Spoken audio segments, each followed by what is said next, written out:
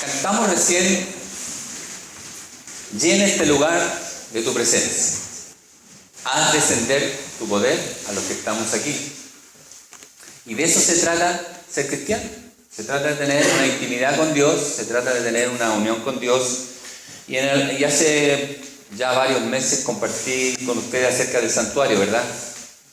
El patio, que podría ser el cuerpo, el lugar santo, que podría ser el alma, y también compartí que el lugar santísimo, que era el lugar más oscuro del tabernáculo, podría ser el espíritu. Que para poder llegar a la parte más profunda del ser humano es necesario pasar por el cuerpo, por el alma, por las emociones y llegar finalmente al espíritu. Y hice todo un sermón. El tema es que para poder tener comunión con Dios, intimidad con Dios, tenemos que ser libres del pecado, libres del mal, porque Dios es santo. Y donde hay pecado, Dios no puede estar. Y cantamos y damos gloria a Jesucristo, porque gracias a Él, gracias a que Él vino y murió por cada uno de nosotros podemos volver a tener una relación con Dios. El Salmo 139, verso 23 al 24 dice: examíname, Dios, y conoce mi corazón. Examíname, Dios, y conoce mi corazón. Pruébame, y conoce mis pensamientos. Y ve tú si hay en mí camino de perversidad, y guíame en el camino eterno. La Biblia se puede leer de dos maneras. Se puede estudiar intelectualmente o se puede leer espiritualmente. La lectura espiritual no es racional. Hay que dejar que el alma sea tocada con la lectura. Examíname, Dios. Conoce mi corazón. Pruébame. Conoce mis pensamientos. Mira si en mí hay el camino de perversidad. Y si es así, ¿verdad? Podríamos agregar nosotros ahí: guíame por el camino eterno, por el camino de la vida. Vivimos rodeados por el mal, queridos. El mal está en todas partes. El mal está dentro de nosotros, el mal está alrededor de nosotros y el mal está más allá de nosotros. Quizás por eso cuando los discípulos le pidieron a Jesús que les enseñara a orar, una de las peticiones que Jesús dijo que teníamos que hacer era: líbranos del mal. Como saben, el Padre Nuestro tiene 7 peticiones que están ahí. Las 3 primeras tienen que ver con Dios y las 4 últimas tienen que ver con el ser humano. Las primeras 3 es el número de Dios para los que les gusta la numerología. Son: santificado sea tu nombre, venga tu reino, hágase tu voluntad. 3 peticiones que tienen que ver con Dios y 4 peticiones, porque 4 es número de hombre, tienen que ver con nosotros. La primera de estas 4 tiene que ver con una necesidad fundamental del ser humano, que es por la comida. El pan nuestro de cada día danos hoy. Qué bueno que el Señor se preocupa de eso, ¿verdad? Qué bueno que hoy día hubo desayuno en nuestra mesa. Y los otros 3 tienen que ver con cosas más espirituales. Perdona nuestras ofensas, así como nosotros perdonamos a los que nos ofenden. ¡Wow! Si nosotros no perdonamos a los que nos ofenden, entonces podríamos decir que es difícil que Dios nos perdone. Pero bueno, así está la oración. Dice: no nos dejes caer en la tentación. Y en 7º lugar, líbranos del mal. ¿Se han fijado ustedes que no dice en la oración líbranos del maligno, sino dice líbranos del mal?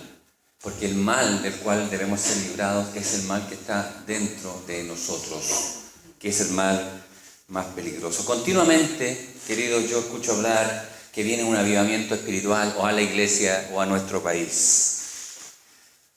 Avivamiento, ¿qué significa? Es como un renacer, es como un renacimiento, es como un volver a vivir, es como un resucitar. Cuando hablamos de avivamiento estamos hablando de eso, de volver a vivir. Y entonces yo me pregunto cuando escucho eso: ¿es que estamos muertos? Probablemente, como anhelamos tanto el avivamiento. ¿Cómo puede ser esto?, me pregunto. ¿Acaso ser cristiano no es estar vivo? ¿No es vivir en comunión con Dios? Entonces, ¿por qué hablamos de la necesidad de ser resucitados, reavivados? Es que el problema, queridos, el problema básico de la espiritualidad, de la vida cristiana, es el pecado. El problema del mal radical. Ayer mientras preparaba el sermón salía yo de mi oficina, iba a servirme un té y llegaba hablando, decía, el mal radical, el mal radical. Me decían mis hijos, ¿qué te pasa? El pecado es el mal radical. No podemos tener una vida espiritual rica, vibrante, potente, si hay pecado en nuestras vidas. Punto. No podemos vivir si hemos sido vencidos por el pecado. Así que para tener un avivamiento, antes debemos tomar conciencia de nuestras vidas, de si hay en nuestra vida pecado, porque alrededor nuestro hay, más allá de nosotros hay. El tema es cuánto pecado hay en nosotros. La Biblia dice que no hay ninguno que no haya pecado, y el que dice que no tiene pecado es mentiroso, porque tenemos una naturaleza caída. Por eso entonces revisemos ahora brevemente, no quiero darles una clase, pero es importante algunas visiones teológicas acerca del pecado. La primera es una visión jurídica del pecado. Es conceptos que tienen que ver con infringir una ley, con culpabilidad y con causar el enojo de Dios y con acarrear condenación. El problema con la visión jurídica es que cuando entendemos la vida cristiana, así como no hacer algo malo, porque eso nos va a acarrear un castigo, vivimos más atemorizados que en amor. Y hacemos las cosas más por temor a ser pillados que por amor.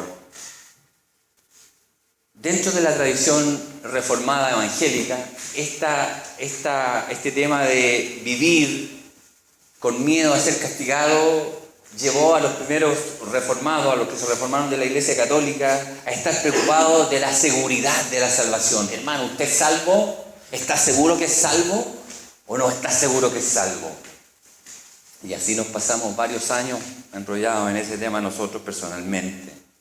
Porque la visión jurídica es un poco abstracta, es un poco lejana, no se entiende. Y yo ya hablando de esto a ustedes lo estoy aburriendo, porque son temas así como un poco difíciles de tomar. Por eso la visión jurídica debe ser complementada o entendida mejor con una visión relacional del pecado.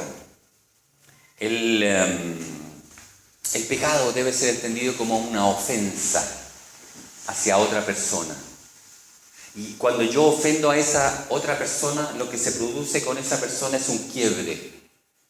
Y cuando se produce un quiebre, comienza un alejamiento. Entonces, el pecado lo que hace es ofender a Dios, separarnos de Dios y alejarnos de Dios. Más que un concepto abstracto, el pecado es aquella actitud, pensamiento, aquella acción, aquella palabra que nos aleja de Dios. Si en tu boca hay malas palabras, si en tu boca hay chisme, si en tu boca hay engaño, eso te aleja de Dios. Dios no puede estar presente donde hay pecado. ¿Y por qué el pastor habla de esto? Porque yo quiero que estemos vivos. Yo quiero que tengamos una vida espiritual vibrante, potente, no una vida que se arrastra. Pero si nosotros pensamos, actuamos, hablamos de una manera mala, vamos a estar separados de Dios. Por eso cuando Adán y Eva pecan y por miedo y vergüenza se esconden de Dios, ¿cuál es la pregunta de Dios? ¿Dónde estás tú? Pero no es Dios. ¿Cómo? ¿Él no sabe dónde está Adán y Eva? No, lo que le está preguntando es, Adán y Eva, ¿te das cuenta dónde has quedado en relación a mí? A causa del pecado, te alejaste, te escondiste. Un consejo. Cuando alguien se les pierda y se les esconda, es porque no anda en nada bueno. Eso es lo que dice eso, es lo que aprendemos del Génesis 4, que cuando nosotros pecamos, naturalmente tenemos miedo, vergüenza y nos escondemos. Qué bueno, por lo menos tenemos una posibilidad. El pecado y la gracia no son actos individuales para el bien y el mal, sino son una opción de vida. son cosas que yo hago que me acercan a Dios o me separan de Dios. Ya Esteban nos habló de eso hace un par de domingos, ¿verdad? Pero debemos, queridos, estar conscientes de la profundidad y variedad del pecado. Donde quiero llegar al final de este sermón, para los que se están preguntando eso, dónde quiero llegar con este sermón, es a tener una visión del pecado, cómo nos afecta y cómo podemos ser libres de él. ¿Ya? Por eso el tema del sermón es líbranos del mal. Así que tenemos esperanza.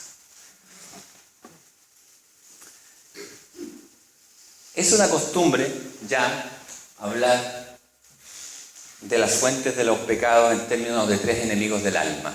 Yo antes, ¿verdad?, hice una serie de sermones sobre esto. Los que tienen buena memoria y vinieron en ese tiempo se recuerdan que los 3 enemigos del alma son la carne, el mundo y el diablo.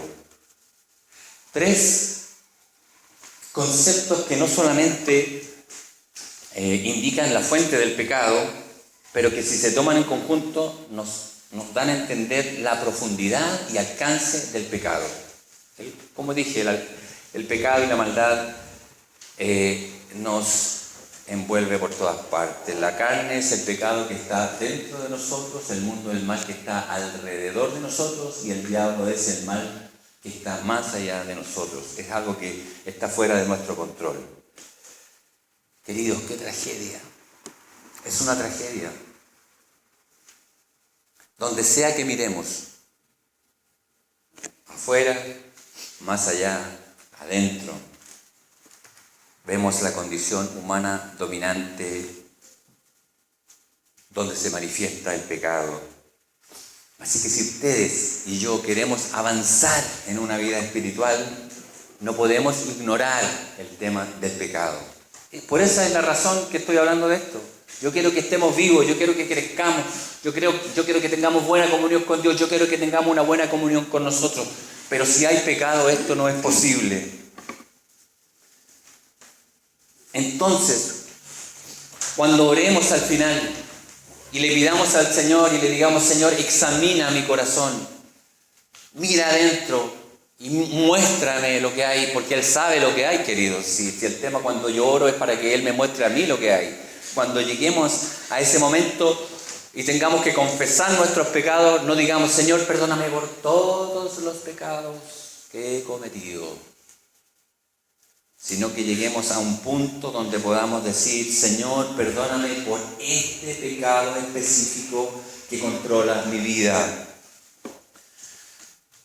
Como por ejemplo, dicen que tiene más posibilidades un alcohólico que va a un grupo de alcohólicos anónimos que una persona que viene a la iglesia. ¿Por qué? Porque el alcohólico, cuando va a una reunión de alcohólicos, ¿qué es lo primero que hace? Ustedes han visto las películas. Yo nunca he ido a una reunión de alcohólicos porque nunca he tenido ese problema. Hola, soy Polo, soy alcohólico. Ese es el momento en que el cambio y la sanidad comienza, cuando yo reconozco mi condición. Pero si yo llego y digo, sí, yo estoy aquí y tengo algún problema. Y ustedes han visto todas esas películas donde llevan a obligar a las personas y a la persona le cuesta reconocer su problema. Y como no podemos hablar del pecado en general, el apóstol Pablo es tan detallista en cuanto al pecado.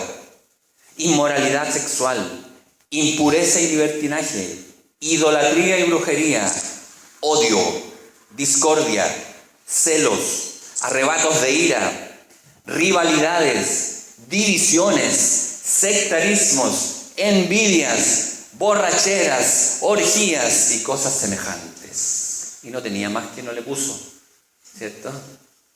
Gálatas 5, 19 al 21, Marcos 7, 21 al 23, Primera de Corintios 6, verso 9 al 10, Romanos 1, verso 29 al 31, Colosenses 3, 5 al 9. Aquí usted tiene una lista detallada de pecados, en caso que ustedes no puedan identificar el suyo. Cuando uno compara estas listas de estos textos bíblicos, uno se puede dar cuenta que la Biblia no separa entre pecados grandes y pecados chicos. La calumnia y la envidia están juntos con el asesinato y el adulterio. En segundo lugar, todas las listas, a excepción de la de Marcos, nos advierten que cuando yo actúo mal, afecta a Dios. Se habla como la ira de Dios.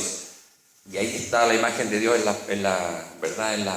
En las pinturas antiguas, un Dios castigador, pero en realidad Dios me gusta verlo más como que se pone triste cuando nosotros nos alejamos de Él.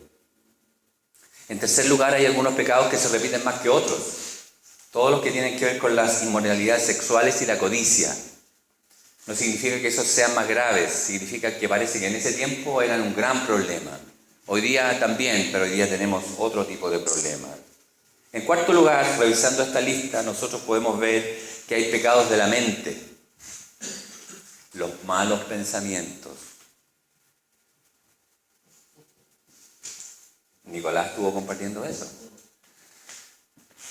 Remy los compartió hace 2 semanas, yo no vine porque estaba enfermo, pero yo sé qué es lo que compartió porque ella me dijo, ¿verdad? Hay que discernir de dónde nos vienen las cosas. Si el pensamiento es de Dios, si el pensamiento es del diablo, el pensamiento es de nosotros. El día que yo no vine a la iglesia, me quedé en la casa y me fui en la volada. Me quedé solo, me acosté y me puse a pensar. ¿Y si no estuviera la Remy? Si el Señor se llevara a la Remy. ¿Y si el Señor se llevara a mis hijos? Y yo me quedara solo y me empezó a venir una tristeza del alma que era súper desagradable, pero a la vez agradable. No sé si alguna vez ustedes han caído en ese juego. Que se van en la mala onda y no quieren pensar en eso, pero a la vez como que les da un gustito, una cosita dentro. Entonces yo dije, esto no viene de Dios. Puede sonar agradable, pero este pensamiento no viene de Dios. Este es un pensamiento que viene del diablo, del mal espíritu. Entonces, Polo, corta, piensa en otra cosa. Entonces, hay malos pensamientos que son pecados. Hay pecados que tienen que ver con las actitudes. Tienen que ver, por ejemplo, con el odio, con tenerle mal a alguien. No sé por qué, pero me cae mal. No lo soporto. Algo tiene. ¿Es argentino? No. Bueno, Patrick es brasileño. Actitudes. La envidia. ¿Se acuerdan cuando prediqué de la envidia? Algunos se acuerdan, porque fue hace muchos años. La envidia, ¿de dónde viene? De video. De ver, mirar lo que tiene el otro y que me dé rabia por lo que el otro tiene. Eso se llama envidia, eso es una actitud. Hay pecados del habla, como la calumnia. No, este es una mala persona, esto hace esto o lo otro. ¿Supiste lo que le pasó al otro? Son pecados deliciosos. Hablar de otro. Cortemos con eso, porque eso nos aleja del Señor. Pecados de acción como el robo, como el hurto, el asesinato, el adulterio. ¿Qué nos dice esta lista que aparece en los textos que les mencioné? Que el pecado está por todas partes y afecta a todas las áreas de nuestra vida. Hay un hombre que se llama Ted Peters, que escribió un libro que se llama El pecado, mal radical en el alma y la sociedad. Y dice que el camino del mal es como una escalera descendente. Deberían ser los números al revés. El primer paso en cómo uno va cayendo en pecados peores es la ansiedad. Ese nerviosismo de no saber cómo van a funcionar las cosas. Y cuando caemos en mucha ansiedad, entonces nos bajamos a lo que se llama falta de fe. No creer en lo que Dios nos ha prometido. Y cuando caemos más, caemos en el orgullo, en la soberbia, en decir, no, al final no necesito a Dios, esto lo resuelvo yo. Eso se llama orgullo o soberbia. La concupiscencia, los malos deseos. Y cuando vamos más abajo, el pecado empeora porque nos autojustificamos. No, si no soy tan malo, si no, en realidad no. A todo el mundo le pasa. Y de ahí entonces caemos en la crueldad y finalmente en la blasfemia. Esta es la escalera descendente en la radicalidad del pecado de Peters. Las Escrituras, por su parte, nos ponen de relieve que el pecado es endurecer el corazón y tener la conciencia cauterizada. O sea, por eso necesitamos que Dios examine nuestro corazón, porque nuestro corazón es engañoso. Nos pasamos películas nosotros mismos. ¿Ah? A mí que me gusta el cine, leí un libro de guión cinematográfico y dice que hasta los delincuentes, cuando ven una película, se identifican con el jovencito. No hay ningún delincuente que vaya al cine y se identifique con los delincuentes, con el gallo malo, con el que es estafador, con el que... No, él siempre se identifica con el bueno, porque el corazón es engañoso, se endurece y la conciencia es como cauterizada. Pablo nos dice que el pecado es un poder que nos debilita. La carta de Santiago nos dice que es una agitación dentro del corazón que se expresa externamente. Se lo leo. ¿De dónde vienen las guerras y los pleitos entre ustedes? ¿No es de vuestras pasiones, las cuales combaten en vuestros miembros? Codician y no tienen, matan y arden de envidia y no pueden alcanzar lo que quieren, pelean, luchan y no tienen lo que desean. ¿Por qué? Porque estamos tratando de hacerlo en nuestra fuerza. En cambio, el apóstol Santiago aquí nos dice, pidan, porque ustedes piden y no reciben, porque piden mal, porque piden para gastar en sus deleites, adúlteros. ¿No saben que la amistad del mundo es enemistad contra Dios?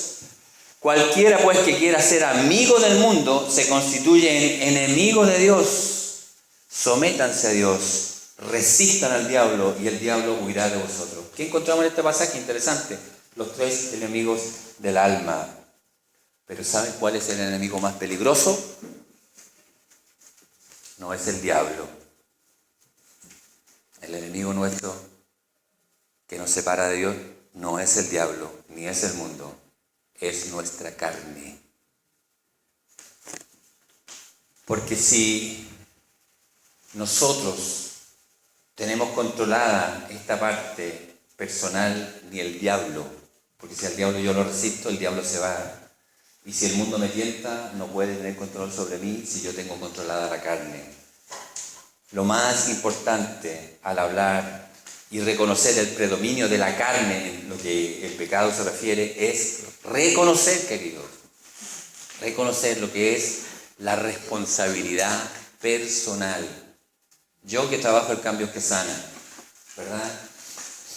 Los que están estudiando psicología, siempre se habla de la idea de que yo soy resultado de lo que mis padres o las circunstancias hicieron de mí. ¿Verdad? ¿Cuántos han hecho el Cambios que Sanan?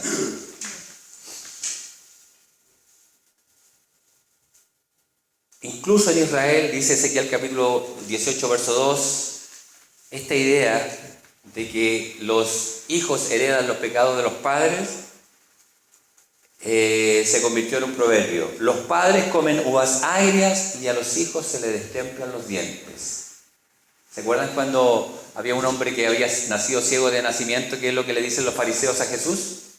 ¿Quién pecó? ¿Este o sus padres? Porque esa idea está presente en que nosotros somos víctimas de las circunstancias y de lo que nuestros padres nos hicieron. Sin embargo, Ezequiel, en el mismo capítulo, pero en el versículo 4 dice que el alma que peca, esa morirá. Es decir, comienza a hacerte responsable por tus pecados y deja de echarle la culpa al diablo y al mundo. Sí, es probable que Juanito haya nacido en una familia abusiva. Sí, es probable que se crió en un barrio lleno de pandilleros. Pero Juanito tiene que hacerse responsable en última instancia de sus acciones, de sus pensamientos, si quiere que haya un cambio en su vida. No es que neguemos las circunstancias porque nos afectan. Lo que estoy diciendo es que en la medida que confesemos nuestros pecados, podemos recibir la gracia divina. ¿Cuánto llevo predicando? 25 minutos. Me voy a la otra. Iba a hablar en detalle de eso, pero me voy a alargar mucho. Ya voy a decir nomás algunas cosas breves. Ya dije algo acerca de la carne, el mundo es lo que nos rodea. El mundo es lo que se opone a Dios. El mundo tiene pecados sociales como la discriminación racial, de género, con los extranjeros. Todo eso son pecados de la sociedad. La brutalidad esa de que ahora somos otra cosa porque somos campeones de América. Y el domingo siguiente reventamos los estadios. Estamos enfermos. Somos una sociedad enferma. Eso no es culpa mía, es culpa de la sociedad. Pero también es la suma de todos nuestros pecados. Lo que sí hay que destacar en el tema del mundo es que es muy engañoso. Y que incluso es tan engañoso que perdemos la capacidad de discernimiento que predicó Remy el otro día. Y a menudo terminamos, sí, no es tan malo. Si todo el mundo lo hace. Versus eso que nos enseñaron cuando éramos niños, que todo era malo. Ir al cine era malo. Jugar fútbol era malo. Tomar cerveza era malo. Bailar apretado era malo. Todo era malo. Y hoy día, nada es malo. Todo es bueno. No es tan malo. No es tan malo la ley del aborto. No es tan malo legalizar la marihuana. No es tan malo. ¿Ya? ¿Qué debemos hacer para vencer al mundo? Debemos tener una actitud de desprendimiento del mundo. Ya me cortaron. ¿Sí? Se cortó la luz. No se preocupen, tengo buena voz y ya me queda poco. El mundo, queridos, pasará.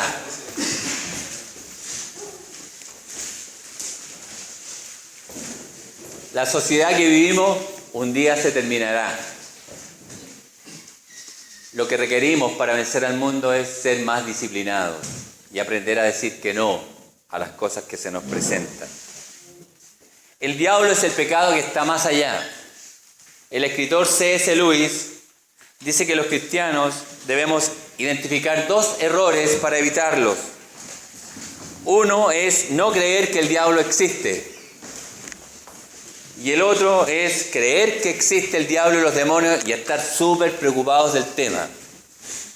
Son dos extremos. No existe y el otro... ¿sí? Y el otro que estamos demasiado preocupados de él. Avanzo rápidamente. Tengo apuntes más, después se los puedo hacer llegar si los quieren leer. Estoy traduciendo un capítulo de un libro completo acerca del tema.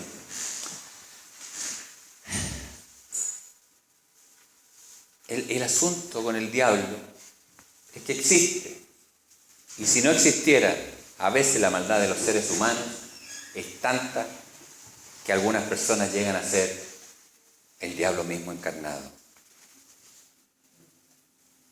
Hitler, Stalin, Mao, y usted puede ponerle el nombre, su suegra, no sé. No, ese era un chiste.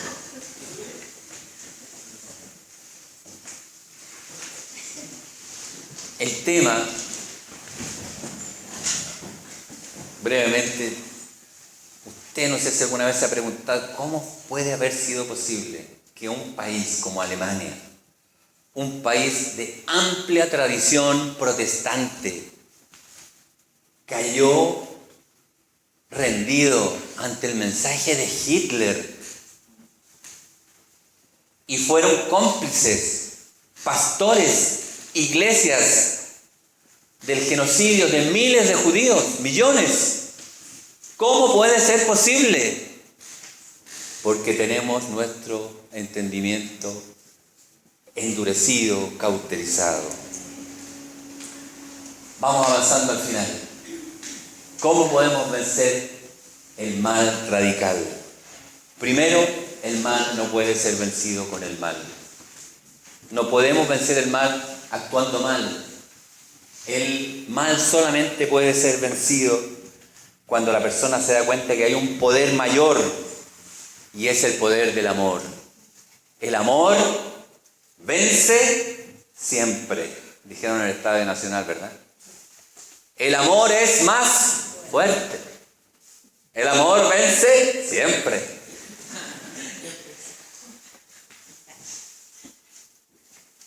Dios nos promete vida. Dios nos promete amor. No seas vencido de lo malo. Vence con el bien el mal. ¿De qué estamos hablando? Estamos hablando de amar al pecador y aborrecer el pecado. Queridos, solo el amor verdadero puede mostrar la diferencia, porque el amor lo que quiere es que el pecado salga de nosotros. No nos equivoquemos, no nos enojemos con la persona, enojémonos con lo que está en la persona. Lo que no significa que amar a una persona es pasar por alto sus malas acciones. Resumiendo y casi concluyendo, ¿cuál es el problema de nuestro crecimiento espiritual? ¿Qué es lo que no nos deja avanzar y ser personas vivas, vibrantes, sensibles, que pueden discernir las cosas? ¿Qué es? El pecado. Pero el pecado no se puede entender como algo general. Hay que estudiarlo específicamente. Solo entonces podremos superarlo. Quiero terminar aplicando. Si no, no sería un sermón, ¿verdad? Aplicar. ¿Cómo podemos aplicar todo esto con lo que nos ocurrió el pastor? Con una oración muy hermosa que se llama la oración de autoexamen. Ya dije que el corazón es engañoso, pero Dios nos puede revelar lo que hay en nosotros, lo que hay en nuestro corazón. Tenemos una necesidad de autoexaminarnos, del autoexamen. Un hombre que se llamaba William Barclay hizo la siguiente observación. Uno de los grandes deberes de la vida cristiana es el autoexamen. Y tal vez el autoexamen es descuidado porque es un ejercicio muy humillante. Nos cuesta mirarnos. Nos cuesta quitarnos las máscaras por miedo a lo que podamos descubrir. Cuando hemos comenzado a veces a trabajar algunos materiales que tienen que ver con esto, hay algunas personas que dicen, ¿sabe qué? Dejémoslo hasta aquí nomás. Y la mayoría con los que he empezado a trabajar algún material no lo terminan. Porque en la medida que tú empiezas a profundizar, te empiezas a encontrar con cosas que te avergüenzan o que te duelen. A veces tenemos miedo a enfrentarnos con nosotros mismos porque nos han convencido que estar demasiado preocupados de nosotros mismos es algo insano, algo neurótico y sintomático de una imagen autonegativa. Sin embargo, la Biblia dice algo muy diferente. Dice que si hemos pecado, la única manera de ser conscientes del pecado y de que nos duela cuando hemos pecado es a través del autoexamen. Porque es súper triste, queridos, cuando hacemos cosas malas y ni siquiera nos duele un poquito. Nos da lo mismo. Somos irresponsables. El apóstol Pablo les escribe a los corintios porque ellos tenían sus fiestas, ¿verdad? Sus cenas de amor. Y él les decía, antes, cada uno examine su propia conciencia antes de comer el pan y beber de la copa. Ustedes no van a creer, pero nosotros, los seres humanos, somos capaces de cometer actos atroces, actos viles, sin tener ningún remordimiento de conciencia, hasta que alguien se acerca y nos confronta y nos dice, oye, ¿qué pasó aquí? Hasta que alguien nos dice, examinémonos a nosotros mismos. Una cosa importante, creo que es importante decirlo, la naturaleza del autoexamen. El autoexamen no es lo que decía mi tío cuando él se paraba frente al espejo y se miraba y decía, ¿fuiste bueno hoy día? ¿Fuiste malo hoy día? No, no es un examen psicológico. Cuando examinamos nuestro corazón, lo que hacemos es pedirle al Espíritu Santo, que es el único que escudriña la mente y el corazón. Incluso dice en 1 Corintios 2:10 que aún conoce lo profundo de Dios, que nos examine. Engañoso es el corazón más que todas las cosas y perverso. ¿Quién lo conocerá? ¿Quién puede conocer su propio corazón? Nadie. Pero más adelante dice, ¿verdad? Yo, Jehová, dice, escudriño la mente, pruebo el corazón, para dar a cada uno su camino según el fruto de sus obras. Solo Dios, no otra persona, no el pastor, no tu señora, no tu esposo, no tu hermano, no tu hijo, no tu mamá, te puede decir cuál es la condición exacta de tu corazón. Solo Dios. Por tanto, el autoexamen debe ser hecho en la presencia de Dios. Como decía la canción que cantamos antes del sermón, llena este lugar de tu presencia. A los que estamos aquí,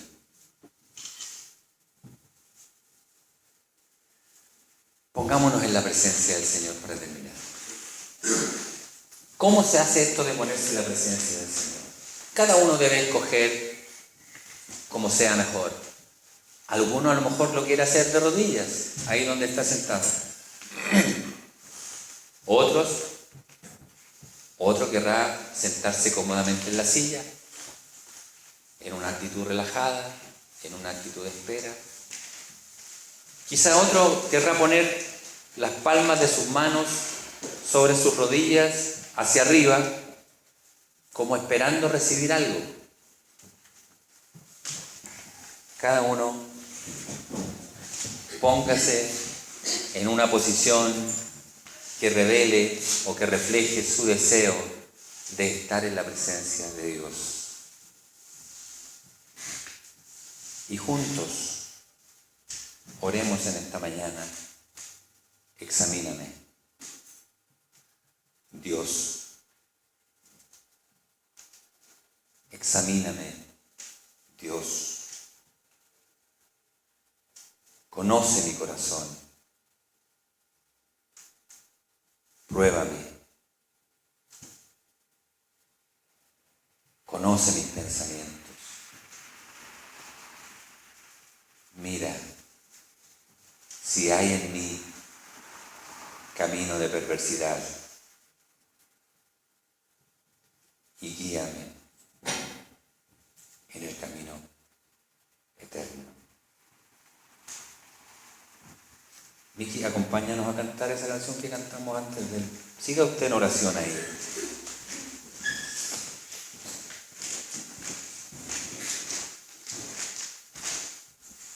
Dios es bueno. Dios no quiere la muerte del pecador, sino que el pecador se arrepienta y se vuelva a Él.